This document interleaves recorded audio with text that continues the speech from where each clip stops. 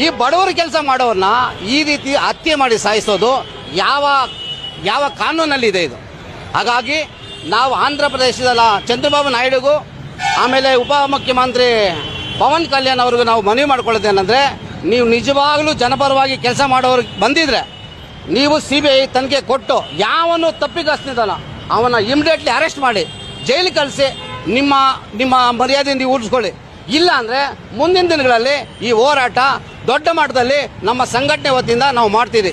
ತಾಲೂಕಿನ ಚಂದಾಪುರ ವೃತ್ತದಲ್ಲಿ ಪಾಸ್ಟರ್ ಪ್ರವೀಣ್ ಪಗಡಾಲ ಹತ್ಯೆಯನ್ನು ಖಂಡಿಸಿ ಕ್ರೈಸ್ತ ಧಾರ್ಮಿಕ ಅಲ್ಪಸಂಖ್ಯಾತರ ಒಕ್ಕೂಟ ವತಿಯಿಂದ ಆಯೋಜಿಸಿದ್ದ ಶ್ರದ್ಧಾಂಜಲಿ ಸಭೆ. ಆಂಧ್ರಪ್ರದೇಶ ಕ್ರೈಸ್ತ ಸಮುದಾಯ ಧರ್ಮಗುರು ಪಾಸ್ಟರ್ ಪ್ರವೀಣ್ ಪಗಡಾಲ ಹತ್ಯೆ ಪ್ರಕರಣವನ್ನು CBI ತನಿಖೆಗೆ ಒಪ್ಪಿಸಬೇಕೆಂದು ಒತ್ತಾಯಿಸಿ ಕರ್ನಾಟಕ ದಲಿತ ಹಿಂದುಳಿದ ಕ್ರೈಸ್ತ ಧಾರ್ಮಿಕ ಅಲ್ಪಸಂಖ್ಯಾತರ ಒಕ್ಕೂಟದ ರಾಜ್ಯಾಧ್ಯಕ್ಷ CR ಲಕ್ಷ್ಮಣ್ ಆಗ್ರಹಿಸಿದರು. ಶನಿವಾರ ತಾಲೂಕಿನ ಚಂದಾಪುರ ವೃತ್ತದಲ್ಲಿ ಪಾಸ್ಟರ್ ಪ್ರವೀಣ್ ಪಗಡಾಲ ಹತ್ಯೆಯನ್ನು ಖಂಡಿಸಿ ಕ್ರೈಸ್ತ ಧಾರ್ಮಿಕ ಅಲ್ಪಸಂಖ್ಯಾತರ ಒಕ್ಕೂಟ ವತಿಯಿಂದ ಆಯೋಜಿಸಿದ್ದ ಶ್ರದ್ಧಾಂಜಲಿ ಸಭೆ ಹಾಗೂ ಪ್ರತಿಭಟನಾ ಜಾಥಾದಲ್ಲಿ ಭಾಗವಹಿಸಿ ಮಾತನಾಡಿದ ಅವರು, ಆಂಧ್ರಪ್ರದೇಶ ಸರ್ಕಾರ ಪ್ರವೀಣ್ ಪಗಡಾಲ ಅವರ ಹತ್ಯೆಯನ್ನು ಅಪಘಾತವೆಂದು ಬಿಂಬಿಸಲು ಹೊರಟಿದೆ. ಹೀಗಾಗಿ ಆಂಧ್ರಪ್ರದೇಶ ಸರ್ಕಾರದ ಮೇಲೆ ಕ್ರೈಸ್ತ ಸಮುದಾಯಕ್ಕೆ ನಂಬಿಕೆ ಇಲ್ಲ. CBI ತನಿಖೆಗೆ ವಹಿಸುವ ಮೂಲಕ ನಮಗೆ ನ್ಯಾಯ ಒದಗಿಸಬೇಕೆಂದು ತಿಳಿಸಿದರು. ರಾಜ್ಯ ಕಾರ್ಯಾಧ್ಯಕ್ಷ ಎಂ ವೇಣುಗೋಪಾಲ್ ಮಾತನಾಡಿ, ಕ್ರೈಸ್ತ ಸಮುದಾಯದವರು ತಪ್ಪು ಮಾಡಿದರೆ ಪೊಲೀಸರಿಗೆ ದೂರು ನೀಡಲಿ. ಅದನ್ನು ಹೊರತುಪಡಿಸಿ ಹೀನಾಯವಾಗಿ ಹಿಂಸಿಸುವಂತಹ,